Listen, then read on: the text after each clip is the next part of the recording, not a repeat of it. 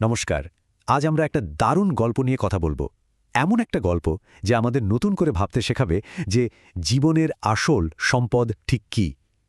এটা শুধু একটা মানচিত্র বা গুপ্তধনের খোঁজ নয়, তার থেকেও অনেক বেশি কিছু। তো চলুন শুরু করা যাক এই অসাধারণ যাত্রার আলোচনা। গল্পের একদম শুরুতেই দেখুন কি বলা হচ্ছে। মনে রেখো, আসল ধন সবসময় সোনা হয় না। এই একটা কথাই কিন্তু পুরো গল্পের সুরটা বেঁধে দেয়, তাই না? এটা শুধু একটা উপদেশ নয়, এটা একটা ক্লু, একটা ইশারা যে আমরা যা খুঁজতে চলেছি তা ঠিক সোনা দানা বা হিরে জহরাত নয়। তো চলুন এবার মূল গল্পে ঢোকা যাক। দেখব কিভাবে দুটো সাধারণ ছেলে এক অসাধারণ অভিযানের মধ্যে জড়িয়ে পড়ল। আচ্ছা, দৃশ্যটা একটু কল্পনা করার চেষ্টা করা যাক। বাইরে ঝুম বৃষ্টি, আর ঘরের ভেতরে প্রিয়ম আর প্রীতেশ, দুই বন্ধু দাদুর পুরনো বইয়ের পাহাড় ঘাঁটছে। হঠাৎই একটা পুরনো বইয়ের ভেতর থেকে ভাঁজ করা একটা কাগজ টুক করে নিচে পড়ে গেল। একদম সিনেমার মতো, তাই না? আর এই হলো আমাদের গল্পের দুই নায়ক। প্রিয়ম হলো শান্ত, সব কিছু ভেবেচিন্তে করে। আর প্রীতেশ, ও হলো একেবারে উল্টো, দুষ্টু, সাহসী আর অ্যাডভেঞ্চারের জন্য সব সময় তৈরি। মানে যাকে বলে একদম পারফেক্ট জুটি, তাই না? একজনের মাথা আর আরেকজনের সাহস। আর কাগজটা খোলার পরেই প্রীতেশের তো চোখ একেবারে গোল গোল। ও তো ১০০% নিশ্চিত যে এটা একটা গুপ্তধনের মানচিত্র। কিন্তু প্রিয়ম, সে তো সবকিছুতে একটু সন্দেহ করে, তাই না? ও ভাবছে, আরে ধুর, এটা হয়তো দাদু ছোটবেলার কোনো খেলার ম্যাপ ট্যাপ হবে। মজার ব্যাপার হলো, মানচিত্রটা ছিল খুবই সাধারণ। মানে কোনো জটিল ধাঁধা বা সাংকেতিক ভাষা কিচ্ছু নেই। শুধু হাতে আঁকা কিছু আঁকাবাঁকা রাস্তা, একটা বড় এক্স চিহ্ন আর একটাই লেখা, পুরনো পার্কের বড় বটগাছের পাশে। এই সহজ সরল ব্যাপারটাই কিন্তু ওদের কৌতূহল আরও বাড়িয়ে দিল। তো মানচিত্র হাতে এসে গেছে, তার মানে এবার শুরু হবে আসল অ্যাডভেঞ্চার। চলুন দেখি এই এক্সের খোঁজে ওরা কোথায় গিয়ে পৌঁছায়। ওরা তো দৌড়ে সোজা দাদুর কাছে। দাদু মানচিত্রটা দেখে কেমন যেন একটা রহস্যময় হাসি দিলেন আর বললেন, ওহ, এটা তো একটা পুরনো খেলা। তারপর আবার সেই একই কথা মনে করিয়ে দিলেন, মনে রাখিস, আসল ধন কিন্তু সবসময় সোনা হয় না। ব্যাপারটা বেশ রহস্যময়, তাই না? একবার ভাবুন, ঘটনাগুলো কি তাড়াতাড়ি ঘটছে। দুপুরে মানচিত্রটা পাওয়া গেল, সন্ধ্যায় দাদুর কাছ থেকে একটা রহস্যময় ইঙ্গিত মিলল, আর ঠিক তার পরের দিনই ওরা পার্কে যাওয়ার জন্য রেডি। অ্যাডভেঞ্চারের উত্তেজনা একদম তুঙ্গে। তো ওরা পার্কে চলেও এলো। মানচিত্র দেখে দেখে বড় বটগাছটাও খুঁজে বের করল।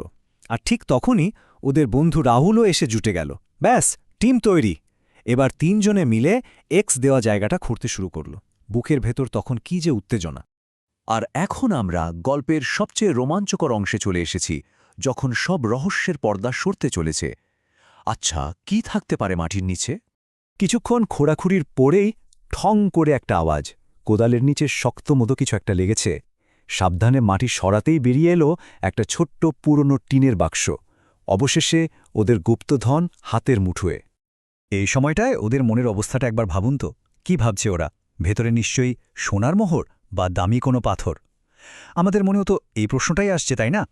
এরপর খুব সাবধানে বাক্সটা খোলা হলো। কিন্তু ভেতরে যা পাওয়া গেল সেটা ওদের সব কল্পনাকে ছাড়িয়ে গেল, তবে একেবারেই অন্যরকমভাবে।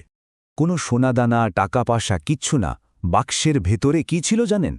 কয়েকটা পুরনো ছবি, একটা চিঠি আর একটা ছোট্ট ট্রফি। স্বাভাবিকভাবেই প্রথমে ওরা একটু হতাশই হয়ে গেল। এরপর প্রিয়ম চিঠিটা হাতে নিল আর পড়তে শুরু করল। আর চিঠির একটা লাইন পড়েই যেন সব পরিষ্কার হয়ে গেল। লেখা ছিল, যে এই বাক্স পাবে সে জানবে বন্ধুত্বই আসল ধন। তাহলে এটাই ছিল সেই গুপ্তধন যার কথা দাদু বারবার বলছিলেন। তাহলে চলুন এবার এই আবিষ্কারের পেছনের আসল গল্পটা জানা যাক, আর বোঝা যাক এর আসল মানেটা কি। ব্যাপারটা আরও পরিষ্কার হলো যখন পার্কের দারোয়ান ওদেরকে বললেন যে এই বাক্সটা আসলে একটা টাইম ক্যাপসুল। মানে বহু বছর আগে কিছু বন্ধু মিলে এটা এখানে পুঁতে রেখেছিল। আর আসল টুইস্টটা এলো বাড়ি ফেরার পর। দাদু নিজেই স্বীকার করলেন যে মানচিত্রটা আসলে তারই ছোটবেলায় আঁকা। তিনি চেয়েছিলেন বন্ধুত্বের এই সুন্দর স্মৃতিগুলো যেন হারিয়ে না যায়, নতুন কেউ এসে যেন তা আবার খুঁজে পায়। এই পুরো সত্যিটা জানার পর প্রীতেশের প্রাথমিক হতাশাটা কেটে গেল। ও বুঝতে পারল ওরা যা খুঁজে পেয়েছে তা আসলে সোনার মোহরের চেয়েও অনেক অনেক বেশি দামি। এটা এমন একটা সম্পদ যা টাকা দিয়ে কেনা যায় না। তাহলে এই গল্পের আসল শিক্ষাটা কি?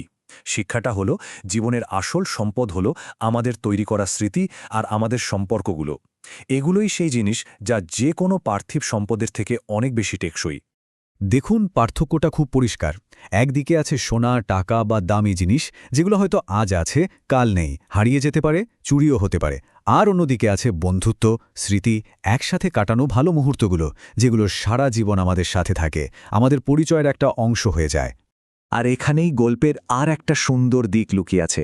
প্রিয়মের ঠান্ডা মাথার বুদ্ধি আর প্রীতিশের অফুরন্ত সাহস, এই দুটো যখন এক হলো, তখনই কিন্তু এই আসল সম্পদটা খুঁজে পাওয়া গেল। ওরা একে অপরের শক্তি হয়ে উঠেছিল। আর এই গল্পটা শেষ হয় একটা চিরন্তন সত্যি দিয়ে। সোনা হারিয়ে যায়, কিন্তু স্মৃতি আর বন্ধুত্ব থেকে যায় চিরকাল। সত্যি, পার্থিব জিনিসের মূল্য হয়তো সাময়িক, কিন্তু বন্ধুত্ব আর ভালো স্মৃতিগুলোই আমাদের জীবনের আসল সঞ্চয়। তো এই আলোচনাটা একটা প্রশ্ন দিয়ে শেষ করা যাক। এই গল্পের পর আমাদের সবারই একবার ভাবা উচিত, আমাদের জীবনের আসল অফুরন্ত সম্পদ কোনটা।